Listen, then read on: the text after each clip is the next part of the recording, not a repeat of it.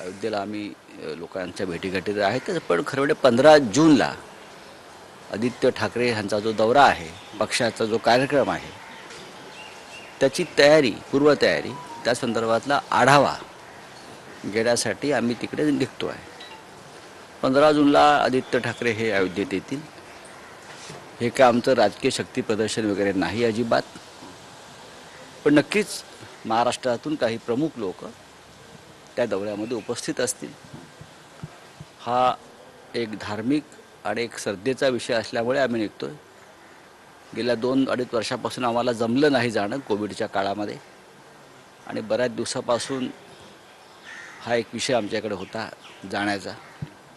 तो आता 10 जूनला खरं म्हणजे तारीख ठरली होती आमची, पण 10 जूनला निवडणुका आहेत राज्यसभेच्या आणि आमदारांना उपस्थित राहावं लागेल. त्याच्यामुळे 15 तारखेला आदित्य ठाकरे हे अयोध्येमध्ये येतील. सर, आज शाम को आप अयोध्या के दौरे हाँ, आज मैं अयोध्या जा रहा हूँ. मेरे साथ हमारे महाराष्ट्र के मंत्री एकनाथ शिंदे जी हैं, और भी प्रमुख लोग हैं, 20 लोग हैं. 15 तारीख को आदित्य ठाकरे जी अयोध्या में दौरा करेंगे, रामलल्ला का दर्शन करेंगे, शरीर पर आरती करेंगे. ऐसे कार्यक्रम है. ये कोई राजनीतिक उसको माहौल बनाने का कोई हमारा एजेंडा नहीं है. ये कोई हमारा शक्ति प्रदर्शन भी नहीं है. हम श्रद्धा से जाते हैं, श्रद्धा की भाव से जाते हैं. 2-2.5 साल से जो कोविड का, कोरोना का जो संकट था, तो हम अयोध्या में नहीं जा सके. हमारी इच्छा थी बहुत बार जाने की, तो अब थोड़ा सा माहौल अच्छा रहा है, तो हम लोग आदित्य ठाकरे जी के नेतृत्व में जाएंगे. महाराष्ट्र से कुछ प्रमुख लोग वहाँ जाएंगे, लेकिन बहुत बड़ा माहौल बनाने का हमारा कोई इरादा नहीं है. कश्मीर में कश्मीरी पंडितों की हत्या हो रही है, कश्मीर छोड़ के कश्मीरी पंडित छोड़ के आ रहे, क्या कुछ कहना चाहेंगे इस पर? कश्मीर फिर एक बार जल रहा है, खून से लथपथ हो रहा है. कश्मीर की स्थिति नियंत्रण से बाहर चली गई है, और हमारे जो दिल्ली के प्रमुख लोग हैं वो फिल्म के प्रमोशन में लगे हैं.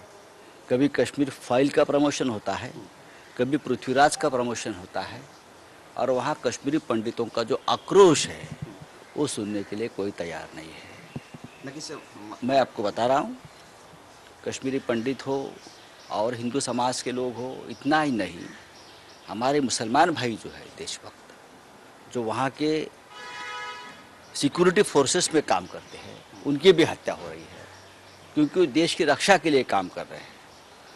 अब तक 20 सिक्योरिटी फोर्सेस जो मुस्लिम है, अधिकारी है, उनकी हत्या हुई है. श्रीनगर से लेकर पुलवामा तक हवलदार, डीवाईएसपी, एसपी रैंक के मुस्लिम अधिकारी इसलिए मारे गए हैं क्योंकि वो देश की रक्षा से जुड़े हैं. कश्मीरी पंडितों को फिर एक बार भगाया जा रहा है, मारा जा रहा है. कश्मीर के हज़ारों पंडित अब घाटी छोड़कर अपने ही देश में निर्वासित हो रहे हैं. लेकिन सरकार क्या कर रही है? कल महाराष्ट्र के मुख्यमंत्री उद्धव ठाकरे जी ने एक बयान दिया है और कहा है कि कश्मीरी पंडितों का जो पलायन चल रहा है, जो हत्या शुरू है, उस बारे में शिवसेना पक्ष प्रमुख उद्धव ठाकरे जी ने बहुत ही गहरी चिंता व्यक्त की है, और ये कहा है कि महाराष्ट्र पूरी ताकत से, महाराष्ट्र की सरकार और शिवसेना पूरी ताकत से कश्मीरी पंडितों के साथ रहेगी, और जो जो उनके लिए करना है, उनकी फैमिलीज़ के लिए करना है, वो महाराष्ट्र सरकार उनको पूरी मदद दे देगी.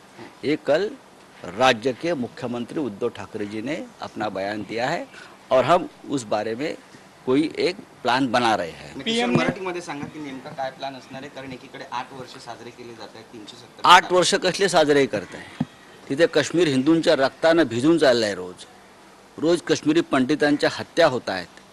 हजारो कश्मीरी पंडित आपल्या मुलाबाळांना घेऊन पलायन करत आहेत.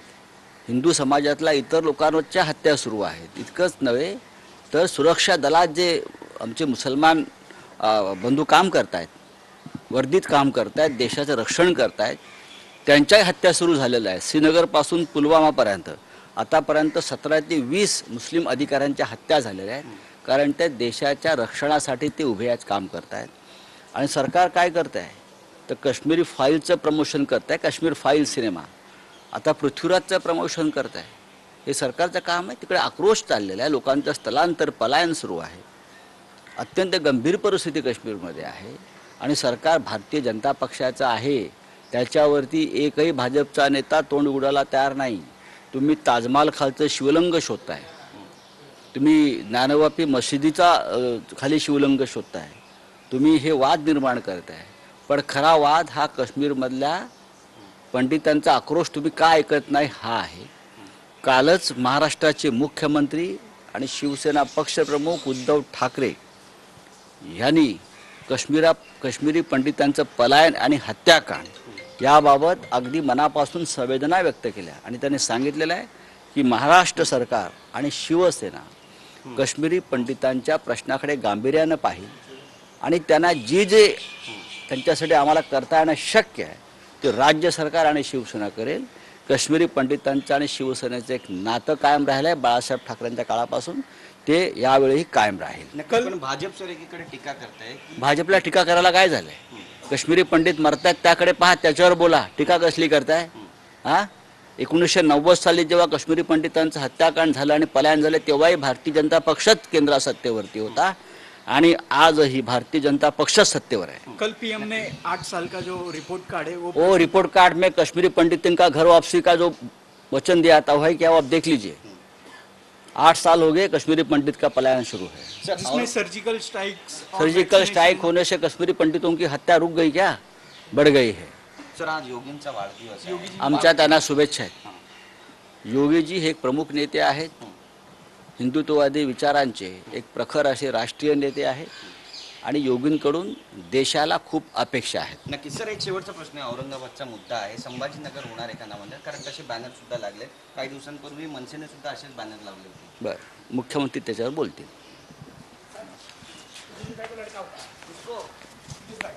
क्या बात है?